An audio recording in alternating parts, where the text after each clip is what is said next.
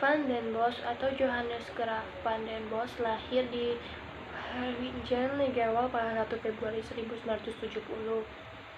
Meninggal di Den Haag pada tanggal 28 Januari 1844 pada umur 63 tahun. Ia adalah Gubernur Jenderal Hindia Belanda yang ke-43.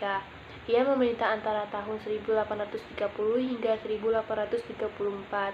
Pada masa pemerintahannya, tanam paksa atau kulturstil mulai direalisasi. Setelah sebelumnya hanya merupakan konsep kajian yang dibuat untuk menambah kas pemerintahan kolonial maupun negara induk Belanda yang kehabisan dana karena peperangan di Eropa.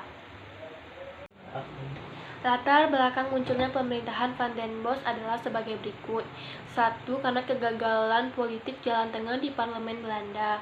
2. Karena kosongnya kas keuangan Belanda akibat banyaknya perlawanan ke daerah yang muncul. 3. Korupsi yang masih merajalela di kalangan pegawai pemerintahan Belanda. Dan tujuan dari pemerintahan Van den Bosch ini adalah untuk mengisi kekosongan keuangan Belanda melalui usaha pelaksanaan tanam paksa atau kulturstil. Kulturstil itu mempunyai ketentuan sebagai berikut.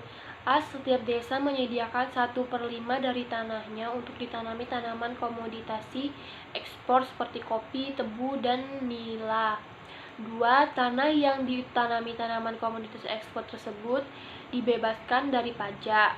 3. Waktu dan pekerjaan yang diperlukan dalam pelaksanaan sistem tanam paksa tidak boleh kurang dari 3 bulan. D. Kegagalan panen akibat faktor alam akan ditanggung oleh pemerintah. E. Kelebihan hasil panen akan diserahkan kembali kepada penduduk. F. Pelaksanaan tanam paksa akan diawasi oleh G. Penduduk yang bukan petani diharuskan bekerja di perkebunan dari pabrik-pabrik milik pemerintah.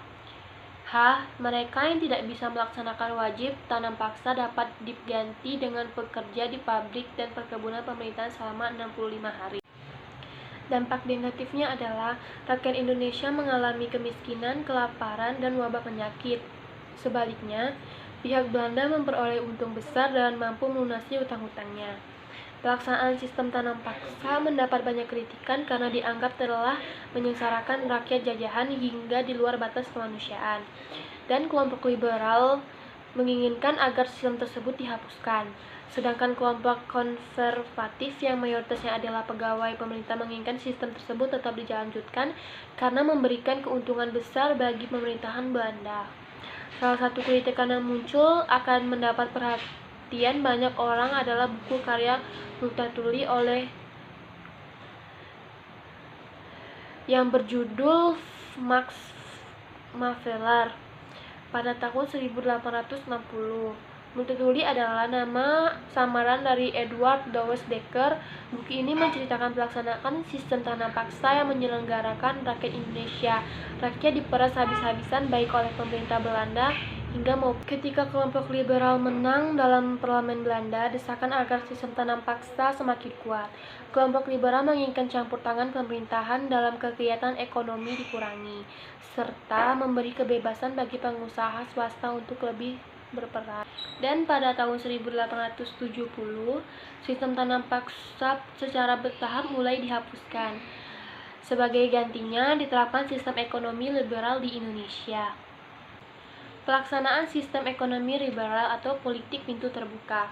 Latar belakang munculnya sistem ekonomi liberal adalah kemenangan kelompok liberal dalam parlemen Belanda.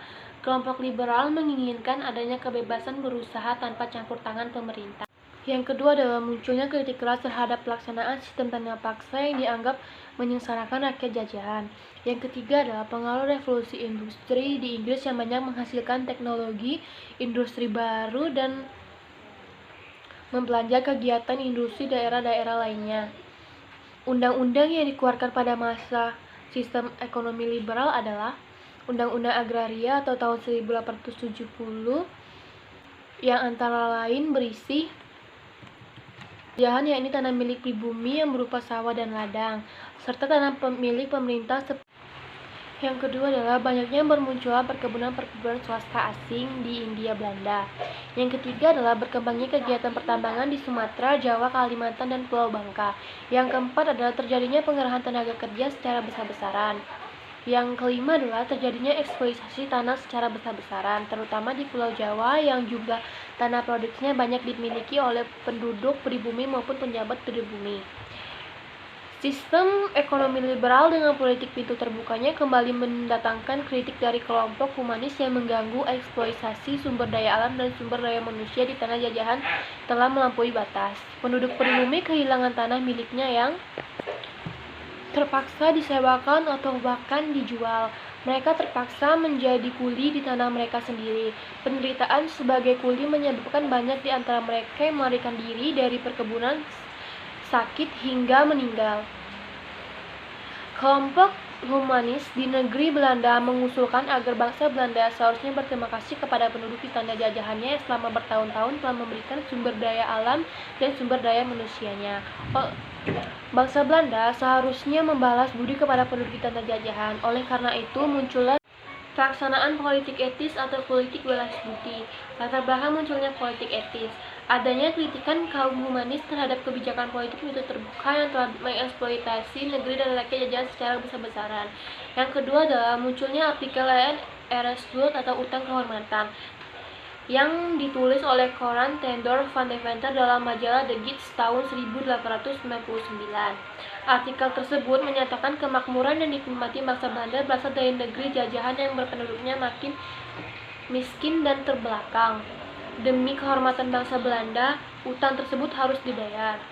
Yang kedua adalah pelaksanaan politik etis dilakukan atas dasar trias van Deventer yang terdiri atas yang A. Migrasi atau pemindahan penduduk terutama dari Pulau Jawa yang dianggap sudah padat ke daerah-daerah lain yang masih sedikit penduduknya. Yang B. Irigasi yaitu upaya perbaikan sarana pengairan untuk keperluan pertanian. Yang C. Edukasi yaitu memberikan pendidikan untuk penduduk pribumi. Yang ketiga, pelaksanaan usul trias van Deventer ternyata tidak sesuai dengan yang diharapkan. Pemindahan penduduk dilakukan ke daerah-daerah yang memiliki perkebunan-perkebunan seperti perkebunan tembakau di Sumatera Timur. Pemindahan penduduk yang hanya untuk memenuhi kebutuhan tenaga kerja di perkebunan dan pertambangan. Perbaikan irigasi pun hanya dilakukan pada perkebunan-perkebunan milik pengusaha swasta maupun pemerintah saja. Adapun pendidikan tidak diberikan secara adil, hanya kalangan bangsawan yang mendapatkan kesempatan pendidikan sampai jenjang tinggi.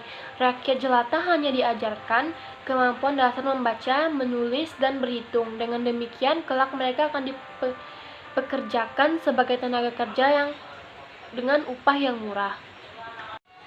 Demikian penjelasan saya tentang masa pemerintahan Van den Bosch hingga pelaksanaan politik etis. Lebih dan kurang saya mohon maaf. Terima kasih.